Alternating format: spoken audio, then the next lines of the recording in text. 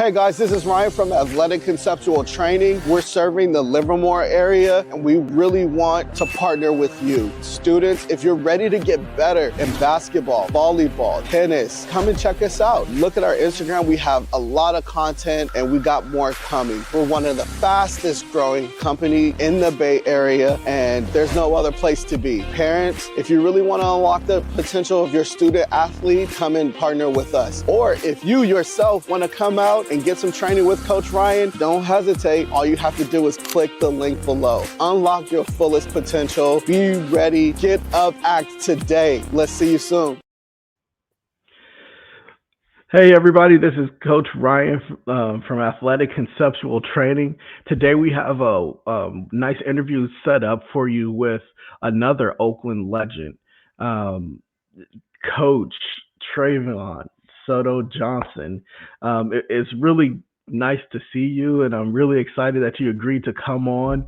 Seeing you and your team out there at the 5 North Invitational was really amazing. You had some athletes out there, man. You had some athletes. Yeah. Yeah, man. Thank you. First off, tell me a little bit about. I see you got your green on. Tell me a little about the green. What's that about? Yeah. So the green is our colors, Kelly green and gold for East Oakland Track Gyms. That's the name of my youth program that we have, started by the legendary Willie White. He is the founder of this program, and I am just following his path and continuing his legacy that he set forth in the beginning. Man, that's amazing. What do you guys specialize in? So we actually are track and field. So we do sprints. We do everything in track and field. I mean, we mostly have sprinters. I'm trying to increase the middle distance. Okay. We've improved in our field events. The interesting thing is before with Coach White, we would just mainly do running and long jump. And sometimes we would have a field event. But in 2023, I'm like, let's do shot put. Let's try to throw some shot put in there. And then I had like 3 guys qualified for the Junior Olympics in shot put. And one of them actually made it to the medal stand, placed 8th overall as an 8-year-old. Wow. Yeah. It's crazy how young it really starts. Yeah. This is something that I've learned. I wish I would have got involved in track and field earlier. I was always a competitive guy that loved to run and everything, but I didn't really get involved until organized sports until my high school career. And as a junior in high school, I didn't actually get involved. I played flag football, but I never played organized like tackle football or track and field until my junior year in high school. Wow. I mean, since you're talking about that, let's go back to the beginning. Who were you before the spotlight? Who were you before the coach? Before the accolades, the pressure, the wins? Yeah. I was just an average, typical kid growing up in South Central Los Angeles. I'm originally from LA, all over South Central, because my mother would move to different places, not always stable in one location. But my grandmother was the stable one, and I stayed on and off with my mom and my grandma, but I stayed a lot with my grandmother on Cimarron. And Okay. so that's kind of where, a lot of my upbringing, a lot of my values come from. Later on, you don't remember a lot as a kid. You remember stuff, when you get a little bit older. Yeah. So, I spent most of my formative years of me remembering stuff with my grandmother. Man, you gotta love the ones that's been there from day one. Oh, yes, sir. Yes, sir. My grandma is definitely a huge factor in my life. I definitely say that. Man, shout her out. Say her name. Oh, Henrietta Carr. Oh, man, the one and only great. She was definitely a very, very influential person in my life. And one little interesting story with my grandmother, our relationship had made a change once I went to college. We was jumping around and everything, but when I went to ASU, and it was this thing, my grandmother always be like, "Boy, you don't know what you're talking about. You don't know what you're talking about," right? But once I got to college and I began my academic endeavors, which hopefully we'll get into at some point, is when I got confidence in myself and my knowledge. And so my grandmother is the matriarch, right? Yep. But it got point to where I'm like, in college and I'm learning and all these other people are telling me, that's my own internalized racism. That's a whole nother story where it took a white woman for me to believe in myself after these black people have been telling me that I'm great and I'm great and I'm great.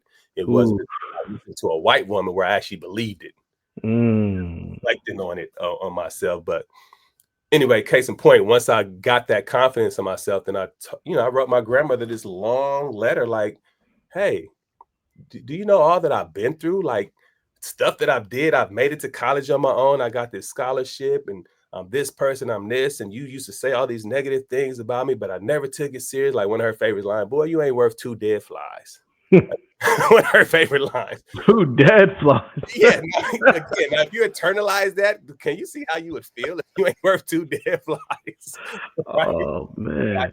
But that's what I was telling her. I'm like, I never internalized that stuff, but you said some pretty harsh stuff that could Yeah. hurt somebody. I said, but I never did it. I took that stuff, made me stronger, and I love Mhm. you even for all that you did. Mhm. And I told her all this stuff, and I can't remember everything. That's just what I remember. And then she remembered. I was like, hey, you get my letter? She's like, yeah, I got that letter. I ain't like it, but I got it. She said, Grandma, come on now. This was all out of love, and case in point, though, after that, our relationship took a completely different turn, and she started to respect me and my knowledge and what I've done. And our relationship was great before she passed away. We had Yeah. our relationship turned really good. That's awesome, man. Was there a specific moment or turning point where you knew this path was yours? The only thing I can say is that the only thing I knew I wanted to work with youth. I didn't know Mhm. exactly what I wanted to do, Mhm.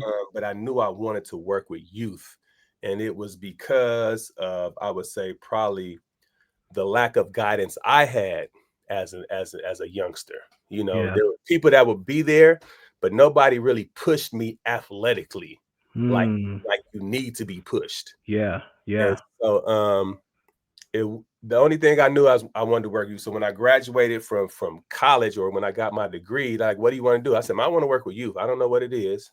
And so in Arizona, they had got me this. I was working this um, after school, this recreation center. I was working at a recreation center. And Okay. that was my first experience of dealing with youth or getting some experience of working with youth. And it was just working at a recreation center, hanging out with kids and all that stuff. Yeah. That then launched me when I moved out here to the Bay Area. I was able to get a job with Berkeley Youth Alternatives. Mm. And I was the summer assistant program director of that program under Elizabeth Crawford, who was an excellent person. She gave me a lot of skill set, helped me out a lot, and actually said I was one of the best people that ever worked under her Wow. because I have high work ethic. That's one thing I can say. Like, that's one thing Yeah. about me. I have a high work ethic, and I really look to get things done and be as successful as I can. What does that mean to have a high work ethic? The only thing I can say what it means is that I I'm around so many people who just, just want to get stuff done, you know, Mm. and I don't want to just get stuff done. I want stuff to be done the best they can be. Yeah. Right. And Yeah. so having a high work ethic means I don't want to just do it. I want it done correctly and to the best that it can be done. I Right. got it. That's what a high work ethic is to me. Yeah. Yeah. Is that something that you embody in your coaching style and that you expect from your students?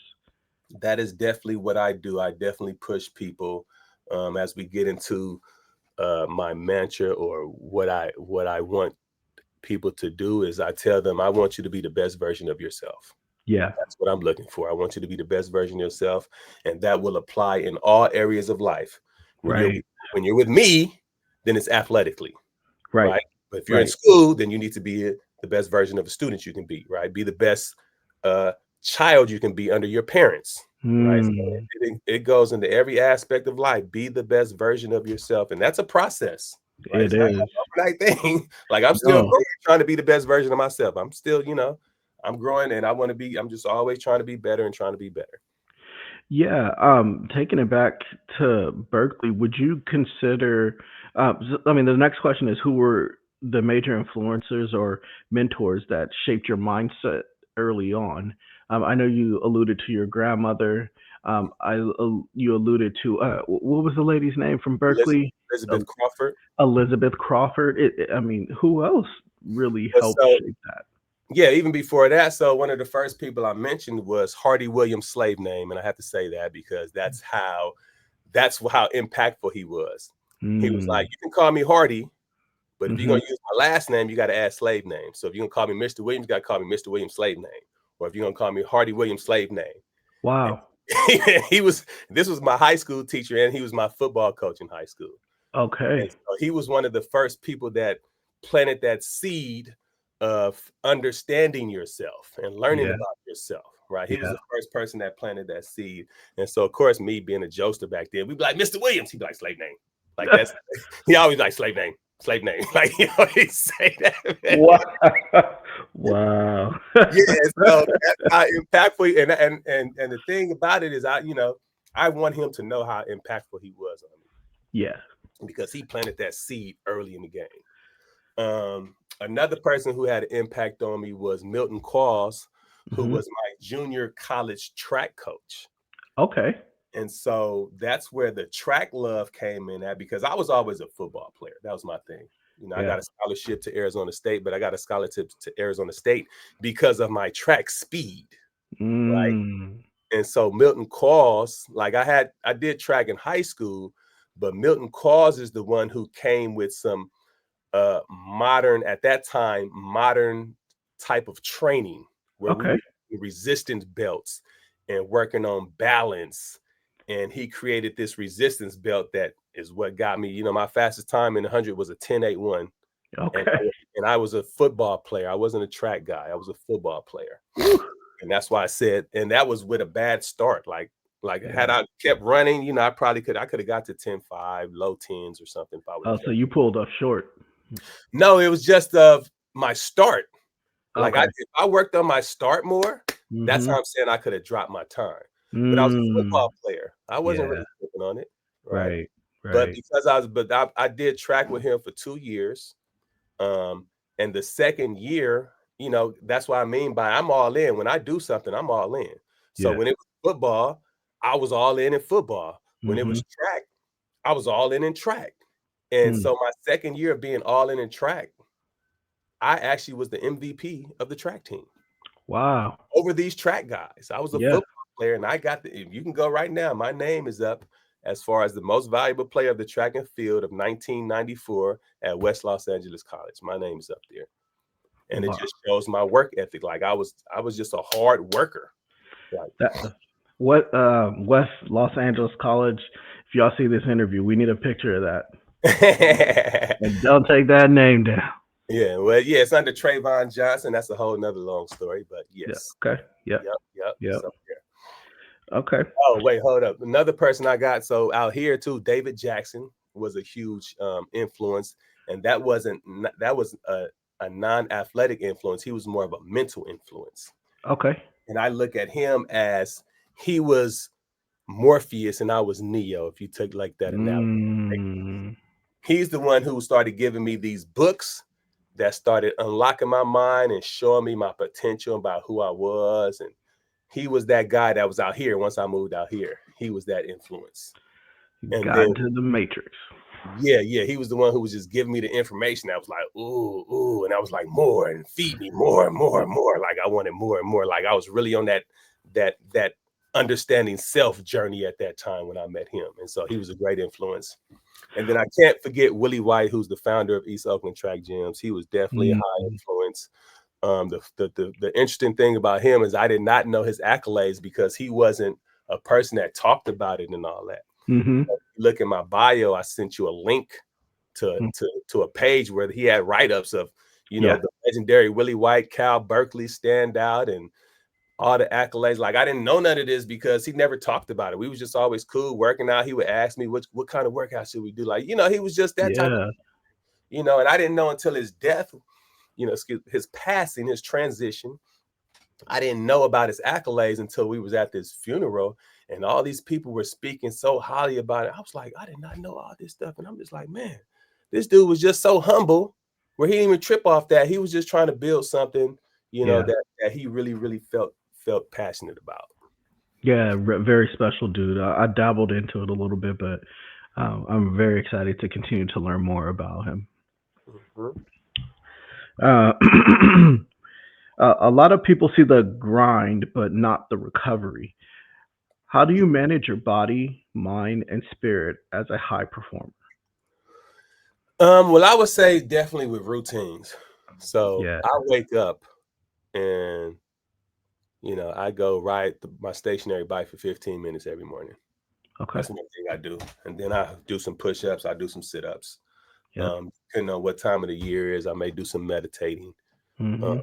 but I have a morning routine of just kind of grounding myself physically because Yeah. once I became a Division I athlete, like I just became addicted to working out. Mhm. And so it was interesting because like before, like I have 4 kids now, but when I had only one, or even before I had one, like the first thing I do when I wake up, I just roll on the floor and I just start doing crunches. Yeah. Like that was my coffee. Like I never drank coffee. I Yeah. would do crunches. Like that was my Right. coffee, crunches. And I Yeah. just wake up, do 500 crunches, and then I'm awake. Yep. So I always had this morning routine to keep myself physically active because people don't understand, but there's research that shows that the more physical you are and the more you're into athleticism, it actually affects the brain a whole lot Mhm. more. Right. So Mhm. there's that connection. And that's why I do what I do now. I'm a physical education teacher and I'm Mhm. trying to activate like and stimulate the brain through physical activity. They don't realize that, but they wonder why. They be like, oh, my head hurt. Okay, we'll go jog. Like they Yeah. always try to have an excuse and not work out. I'm like, okay, we'll go work out. Maybe you feel better. Yeah. Because they don't understand, like, no, exercise will actually deal with, your depression or Mhm. anxiety or whatever you're dealing with, right? So just be Mhm. active. Like that's my thing that I really, really try to stress. Yeah, so I mean, what is it and what are your tactics to motivate your students, especially in the area that you are? Tell us a little bit about that. Well, the only thing I can say is there is not one way to motivate, I right? love that. Because everybody is different. Yeah. Right. Different people need different things. So you can't put, a one size fits all. You got to meet people where they are. You got Yeah. to learn and understand people and where they are. And you got to try to motivate them from that direction. So Yeah. there's different ways. So one way I have to motivate my kids right now is, okay, I'll give you some money, man. Mhm. You want Mhm. you want to buy this stuff. Okay, well then you need to run this time. You need to throw Mhm. this distance, or you need to jump this far, or whatever. Right. Mhm. Or I need you, like I told him right now, if you are at or above grade level, or really, really above grade level in your iReady reading scores, I'll give you $200 at the end of the school year. Mhm. Right. So one way is I'm to motivating my kids is, financially.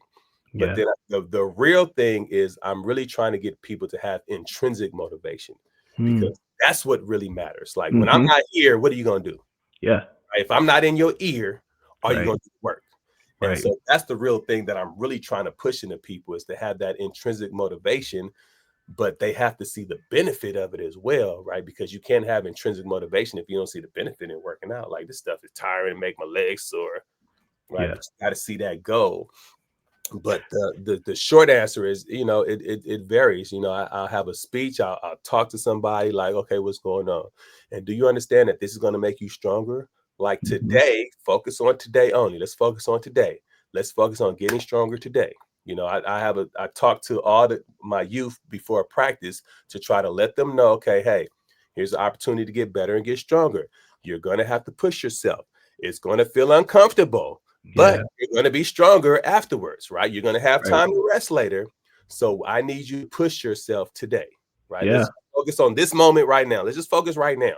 Let's not worry about nothing else. Let's focus on this and let's push yourself. Even if it hurts, push yourself. You're going to get some rest and recovery, right? So just Yeah. those types of things that I do. Well, if you don't mind sharing, you're so effective with your coaching style and motivation. Um, if you don't mind sharing a little bit about your kids and how successful they are. So yeah, that's been a challenge. So my oldest son actually just turned 21 this year. He's actually on the autism spectrum. Okay. It's been a challenge with him and his physical because, like I said, everybody's different. But Mhm. the most interesting thing about him is now he is calling me to work out. He stays with his mom, my ex-wife, Mhm. but he actually calls me and he wants to work out. Like, I don't have to motivate him at all. That's the issue. Yeah. I was trying to motivate him before I tried to have him in a track program, but he like, it's hard to breathe and all that. And I wanted to push, and the way my pushing is how his mother and we had disagreements on how to deal with our child, which is what thing eventually, led to our separation. Well, yeah, I mean, Yeah, because just different race, different philosophies in child rearing kind of is what happened in that. That's how that separation happened. But with my younger kids, so Elijah would be the next one. He's 9. He'll be 10 in August. I have a lot of conversations with him. We definitely talk a lot. And I asked him, okay, what are you trying to do? What do you want? Like, he wants to play football. First, he wanted to play basketball. Now he wants to play football. Okay, well, your track speed will get you in football, because sometimes he don't want to run. He don't like none of he nor my other the one next in age, Malik. They don't like running anything more than a 200. Yeah. I don't blame him. Anything after that, it's like, I'm like, look, man, your money is in these distances, though. Yeah. This is what is going to help the last 30 meters of your 100 race. Like, in these long distances, like, y'all got to push that. And so it's just that conversation. Elijah gets it a lot more. He's working on pushing and pushing. Mm-hmm. Malik does not like it, but because Malik is competitive with his brother. Malik is just turned 8 years old, right? His brother's a year and a half older than him. Mm-hmm. He's so competitive with his brother. His times and everything is right near his brother. Okay. And so when Elijah was 8 years old, though, he was our first athlete on EOTG that qualified in all 3 of his events for both Junior Olympics. Whew. So he qualified in the relay, long jump, and shot put for both, for USA Track and Field and AAU. He's the first person to do that. Oh my God. So when he got there, he didn't make the top 8, but he made it. Yeah. Right? Yeah. A lot to build on. Yes, yeah. And so, they're looking forward to it. Malik is now 8 years old. Mm-hmm. Malik runs a faster time than his brother. It's the same age. Mm-hmm. Malik is about to surpass, he hasn't done it yet because the season's not over, but our fastest 8-year-old, who was William Blackwell III at the time, he is about to possibly pass his fastest time. And he was the fastest kid, an 8-year-old. He's jumping longer than William jumped the furthest as an 8-year-old. He's already jumping further than William jumped as an 8-year-old, even though I have another 8-year-old who's jumping further than him. Caden Thompson, he's just a whole different conversation with him. That boy is a whole different conversation with himself. And then Malik's shot put is almost at John, who placed 8th in the USA Track and Field Junior Olympics. He's almost where John is. Yeah. So Malik has the opportunity to qualify in all 3 of his events. Again, this time the 100, though. We never actually had a 100-meter qualifier. He had the opportunity to qualify in his sprint, the 100, and long jump and shot put. He's gonna qualify. And his long jump, he doesn't even take it serious. He's like, I don't want to jump. Like, dude, like, if he took it serious, he'd be out the park. Right? Yeah. And shot put, he was shot putting because I started showing Elijah the shot put. He just started doing it. And he's like number 2 right now in the nation. Wow. In his age group. There's so much potential, so much. And then we got the baby. The baby is starting. He just turned 4. Well, he just turned 4 in December, so he counts as a 5-year-old because he'll be 5 in December. Okay. He's already gonna be a better athlete than all of them. This kid is already doing push-ups. Like, we talking good push-ups, bro, at 4 years old. He likes jumping in the stand. I got a video of him just practicing long jump. So he's like jumping. I'm trying to get him a shot put. But yeah, he's gonna be exception because he's competitive with his brothers as well. So that's awesome. Yes, sir. Thank you for sharing that. How has your understanding of wellness evolved throughout your career? So the way I understood wellness before was more about, okay, I got a headache, let me take these over-the-counter drugs. Okay.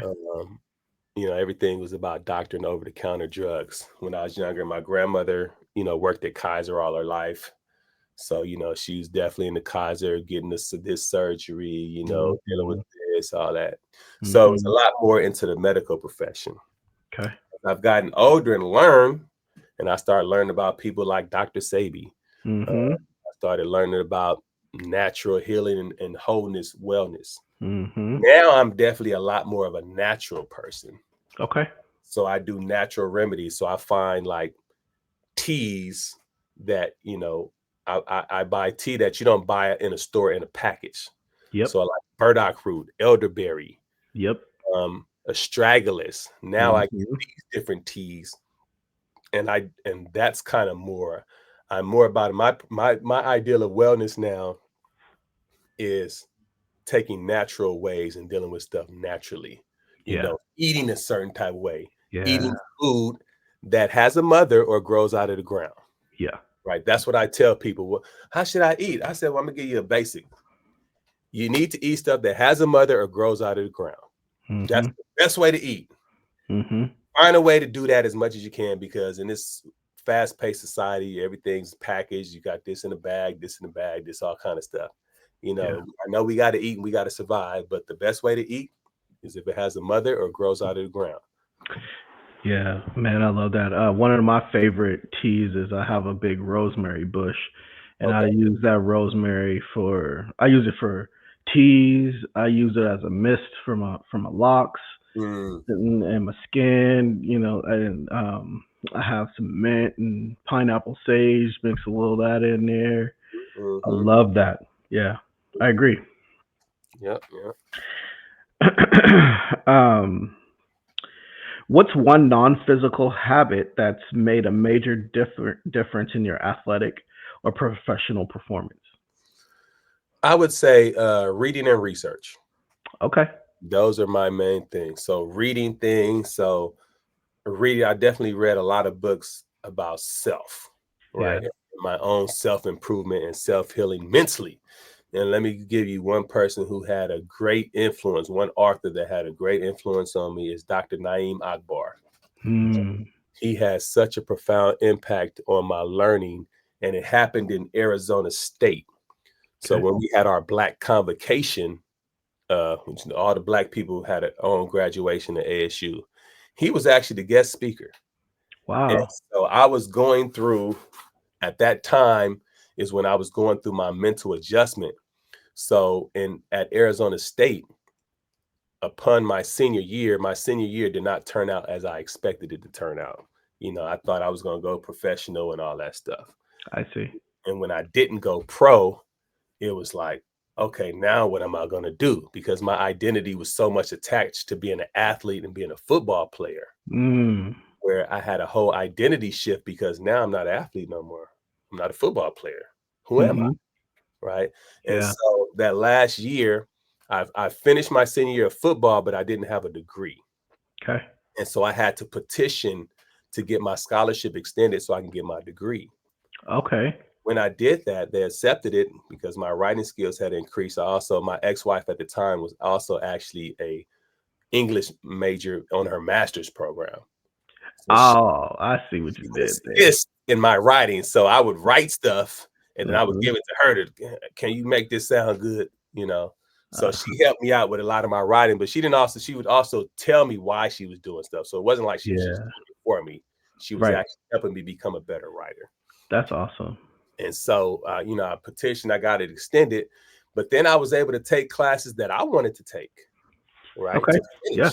So I changed my major to interdisciplinary studies, and I had an emphasis of justice studies and sociology. Oh, wow. I had taken justice studies classes, coursework before.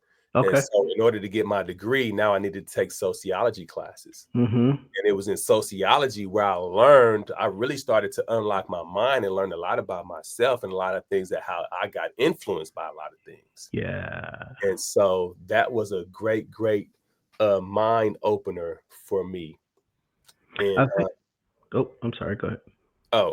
And so I look at it as well. And before that, academically, I would, during season, I would barely make a 2.0 or not even make a 2.0. After season, like spring, I would get to like 2.0, 2.5. Never had a 3.0 in college at all. But once I finished in that first semester after football, and I was able to just do academics. I got my first 3.0. That spring semester, I had got a 3.5. I had to take one summer class. I got an A, 4.0. So I've been striving for 4.0s ever since. Like Mm-hmm. I understood my academic intelligence and who I was. And that was Mm, part of that conversation that I had with my grandmother, now that I understand who I am in that letter. yeah. So I understand, like, no, I'm an intelligent person. Like, if you know how they play us down, like the Yeah. whole narrative of, and it's more than a narrative, but Right. the story that we get about Black people and how we not this and we not that, you know, we kind of ingest that in a way through American society that we don't even see or don't even realize. Oh yeah. Like that message is in all kind of media and TV shows and all that stuff. And, a lot of Black people succumb to those messages. And it took me to resist. It took a lot. It took me to unlearn a lot of things in order for me to learn about myself. That's another way that I put it. Mm-hmm. And so once I unlearned and began to learn about who I was, I excelled academically. And I've been on kind of this knowledge thing ever since. One of the things that I really love about your story is different points in your life where there was transition. You allowed yourself to be more or less a blank canvas in order to be rewritten. Mm, And from moving from LA and from high school going into college, from college playing sports and that adjustment period, and then I will call it, I would title it the way you explain it, your enlightenment period, where mm, you walked into your own confidence and understanding of what you truly wanted to be, and I would argue meant, will always was meant to be. mm, You soaked up so much knowledge from these mentors, and allowed yourself to be remolded into who you are today. um, Picking up on that is something that I think is really important because, for not just for athletes, um, but for kids as a whole, the key I feel like to really move into the next level is allowing yourself to be molded. mm, I think there's a lot of emphasis on individualism, which is 100% important, but we don't want to be headstrong on the wrong thing. mhm. And we can apply that from the classroom to the field, and it's really refreshing to hear you speak that way, and talk that way, and promote that, because you know for all the students that are watching this, you really are getting that tidbit, getting that little piece of information of what it takes to take your game to the next level. Again, both from the classroom in life to the field.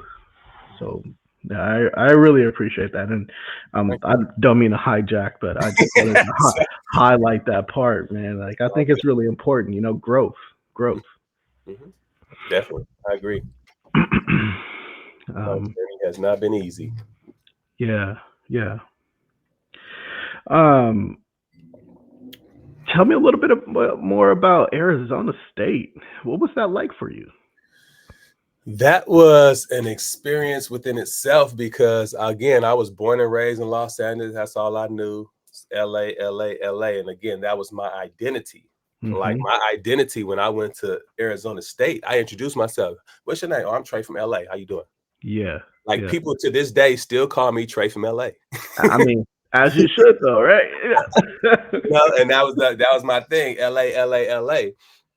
And but that was also part of my unlearning, right? Hmm. Because I realized once I started to connect to information, I realized, no, I'm bigger than LA. Yeah. Like I'm LA, but I'm bigger than LA. Like my Hmm. my identity is more than just Los Angeles. Hmm. Like I took it to a connection to my creator, and my Hmm. creator created everything. Yeah. So I can't just attach myself to one little small area. I would never deny I'm from LA because I was born and raised in LA, right? That's who I am. But I am more than just LA, right? Yeah. And I've been in the Bay Area about as long as I lived in LA. So I now consider myself a West California guy. I'm a California guy, right? Got it. Because I got love for all of California. I've Yep. been in Oakland long enough in the Bay Area to know I now have siblings in my classes. I have trained kids of students that I have. Yeah. So I've been in Oakland just as long as I've been in LA. Yeah. And so I won't necessarily call myself an Oakland guy, but I'm an inner city guy for sure, because the inner city of Oakland is very similar to the inner city of LA.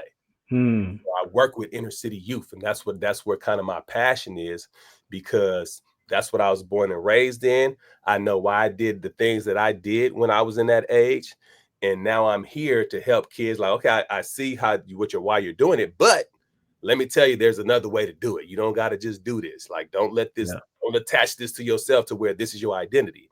Like, Right. I understand that you're doing this because you're in this particular environment, but hey, you got to move a little bit differently, because there's other outcomes that's going to happen if you don't change this stuff. Man, man. Speaking of that, really quick, if you won't mind taking a moment, you mentioned being of the inner city. If you could just let the people know the many different hats that you wear in Oakland, your job titles, the things that you actually do from your business to work with the kids. Let everybody know what you do.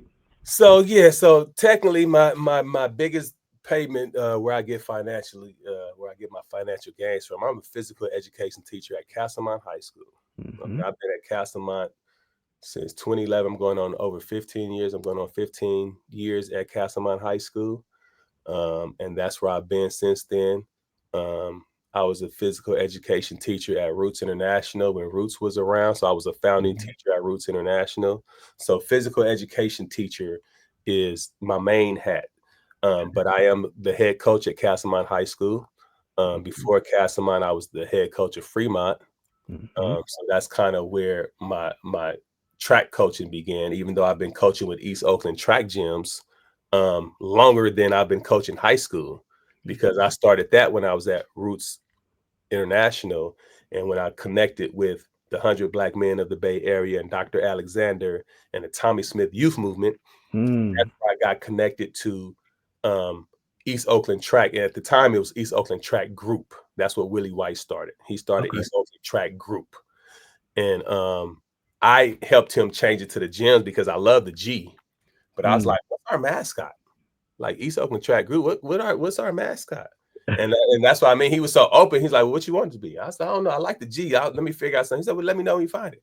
And Yes. so I was looking G, and I'm like, gyms. I'm like, yeah, that's what we are, because Oakland gets all this negative publicity, right?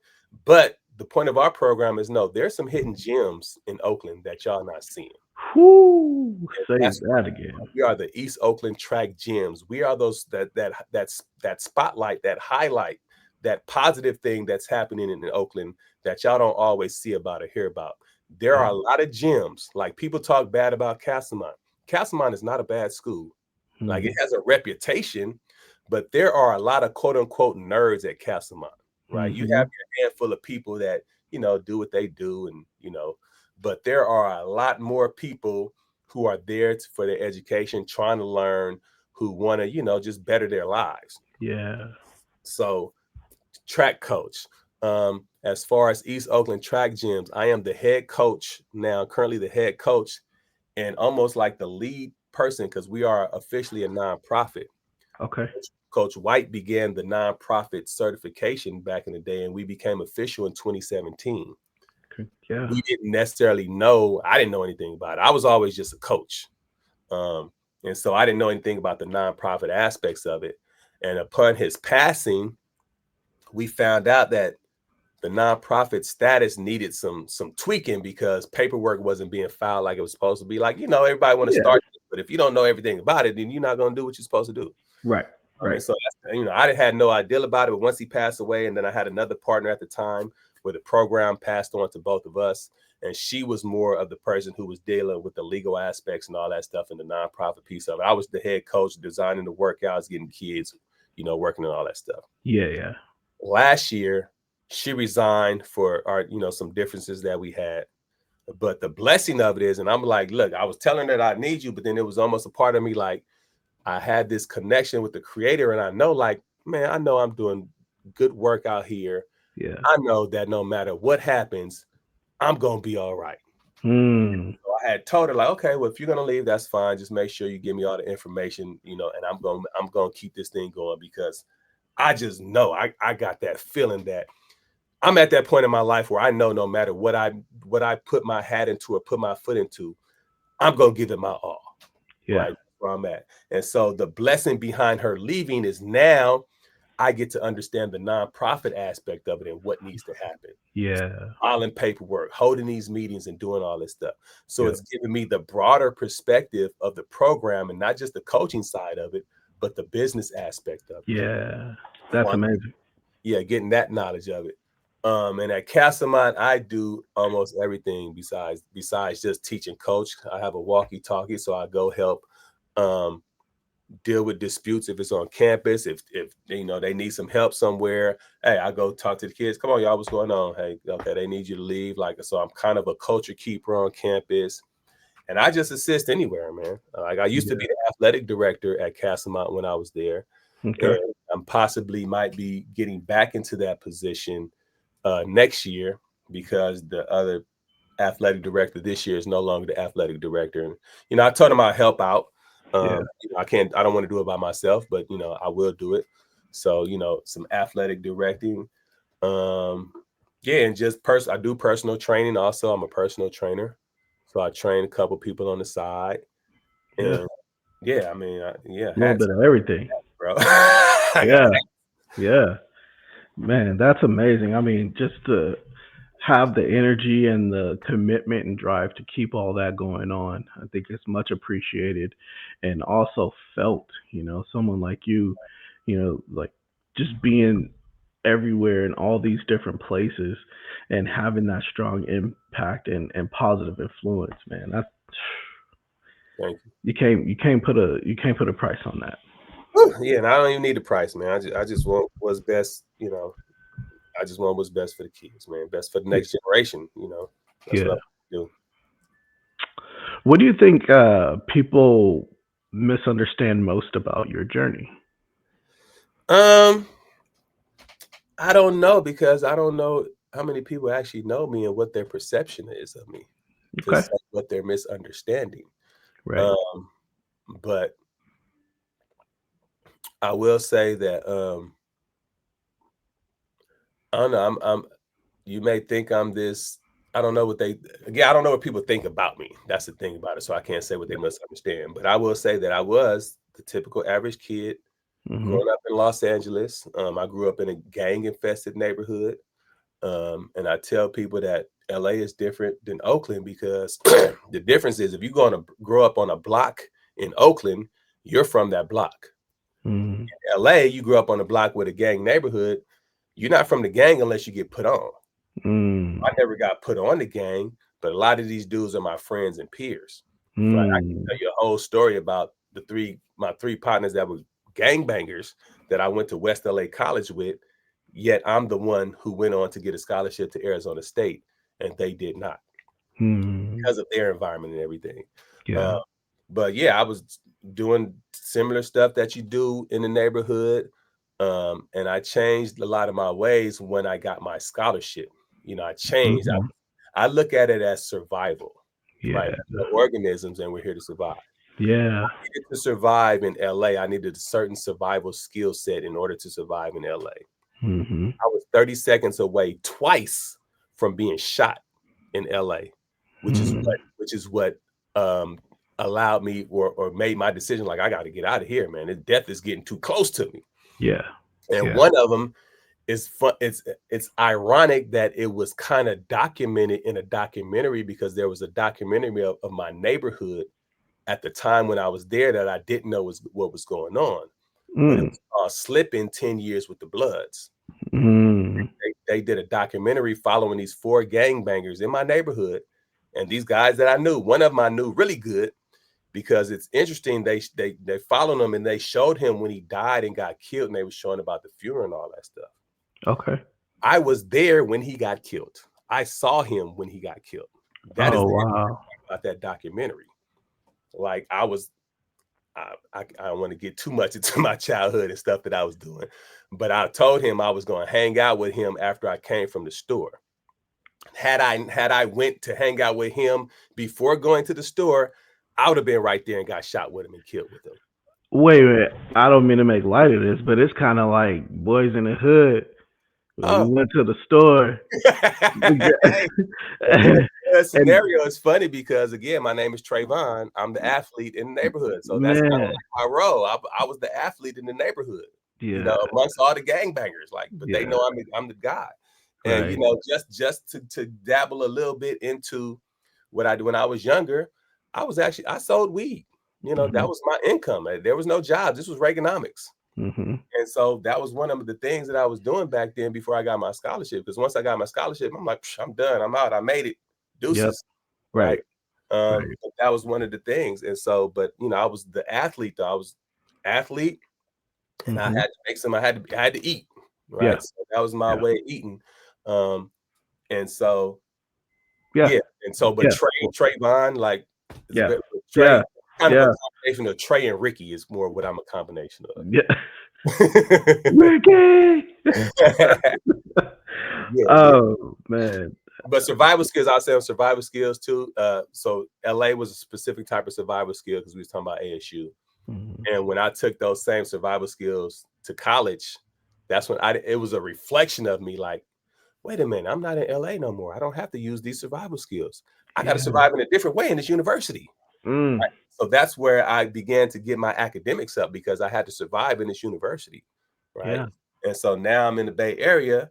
I'm not a university anymore, but I gotta survive in this teaching environment and everything. yeah, We just turn. And so my survival instincts, LA gave me a broad base of skills, and it's more of the people skills and relational skills that I learned, which is yeah, why I'm effective and I can talk to the youth today because of my relational skills that I have with people.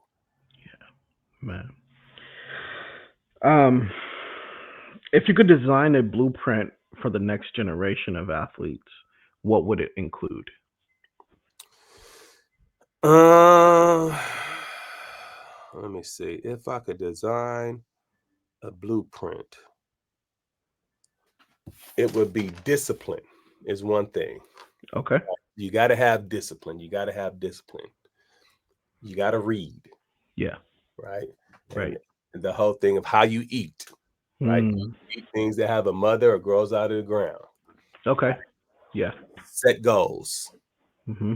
Those are like the main four things of a blueprint. Now, I haven't really thought of it, but that's what I would think of. You got to have discipline, right?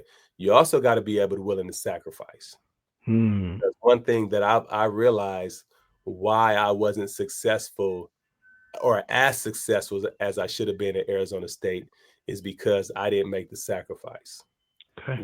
When you get to college, there's three things that you have to balance. You have to balance your academic life, you have to balance your athletic life, and you have to balance your social life. It's hard to do all three of those things. Yeah. So which one are you gonna sacrifice?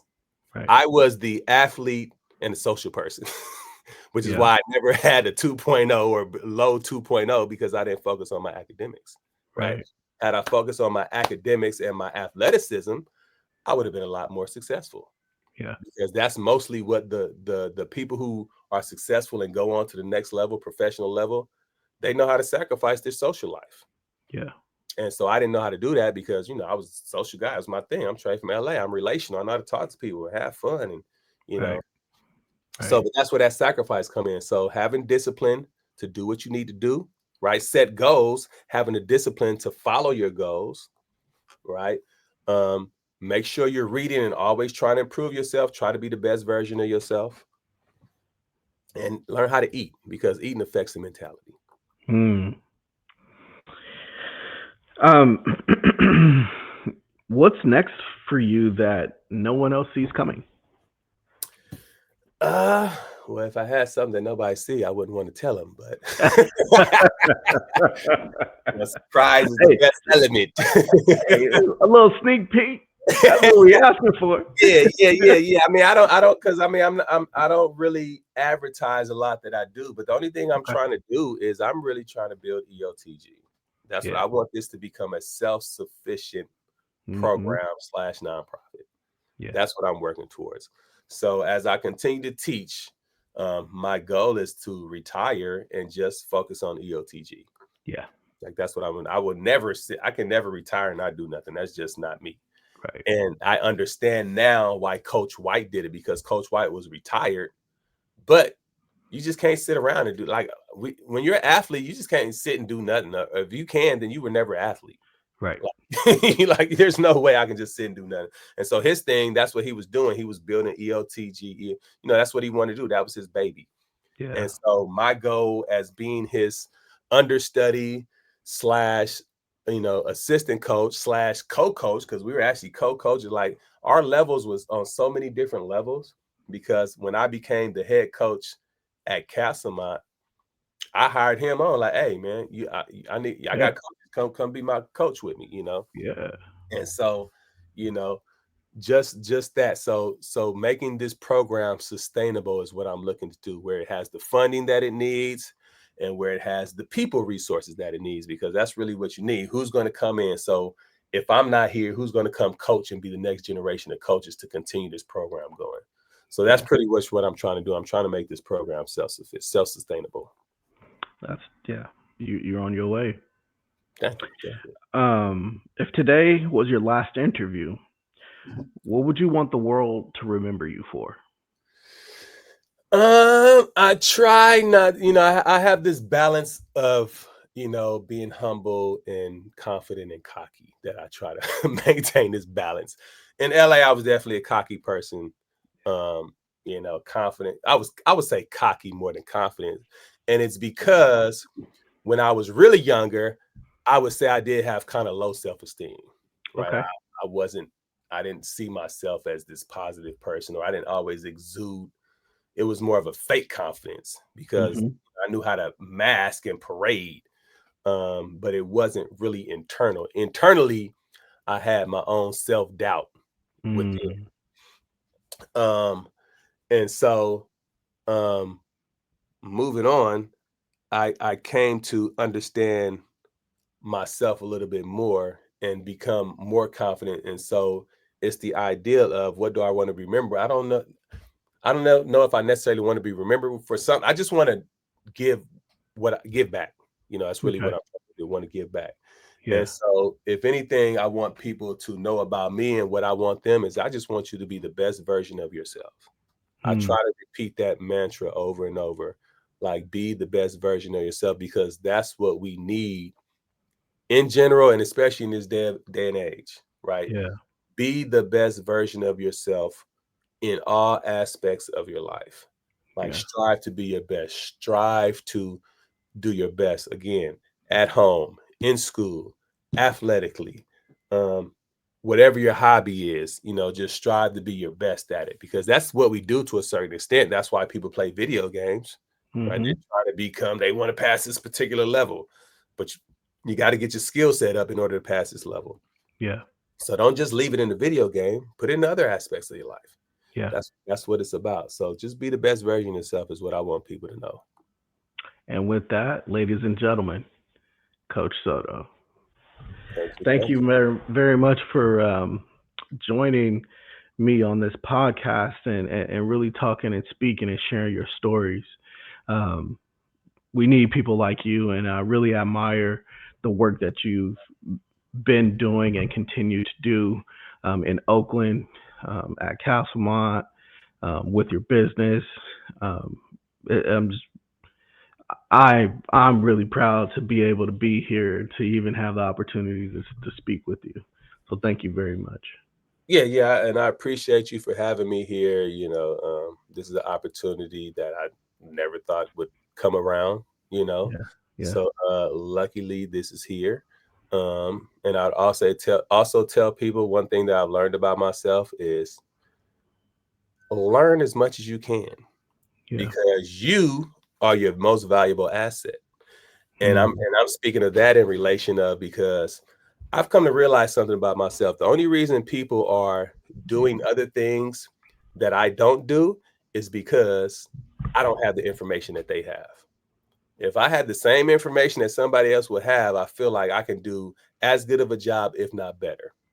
And that came into, let's say, for instance, real estate and construction. I did a lot of work in my house, and I never knew how to do anything on the house. And so I had a buddy of mine help me out, and I said, "Look, you can't just do it. You got to show me how to do it." And so I know how to lay floors. I've learned how to I put my own pipes in my house.